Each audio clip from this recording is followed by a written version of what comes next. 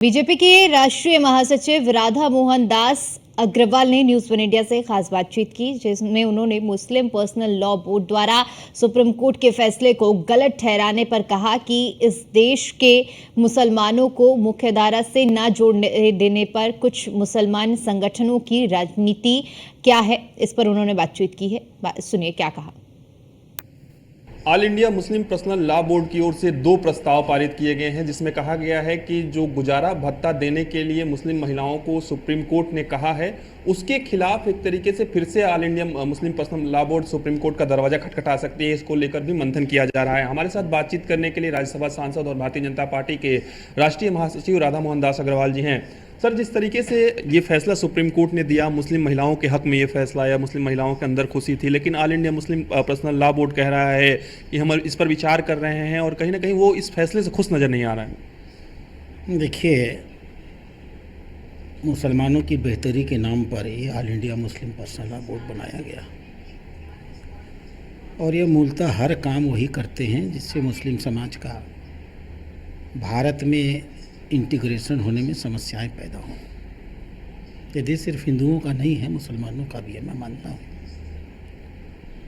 इस देश के मुसलमानों को भारत की मुख्य धारा से जुड़ने न देना कुछ मुस्लिम संगठनों की यही अकेली स्ट्रेटजी होती है। साहबानों के प्रकरण में इन लोगों ने वैसा किया और राजीव गांधी को दबाव में ले लिया। श्री राम जन्मभूमि के मंदिर पर इन्होंने ऐसा ही किया। अंत में इनको मुँह की खानी पड़ी और इनकी समस्या ये है कि चूंकि ये विदेश से फंडेड हैं, भारत का विरोध, भारत के हिंदुओं का विरोध और भारत के संविधान का विरोध, इसके नाम पर इनको पूरी दुनिया से फंड मिलता है। इसीलिए हमेशा ऐसे मुद्दों को लेकर के खड़े हो जाते हैं।